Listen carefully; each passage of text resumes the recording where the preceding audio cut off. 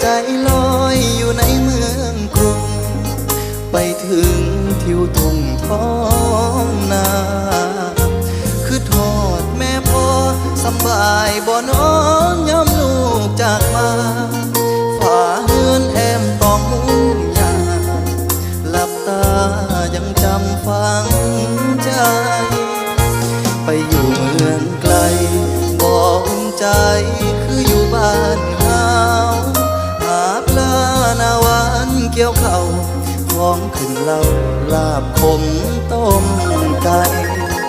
หาวหมอกจางไอดินกินฟางยังข้างในใจ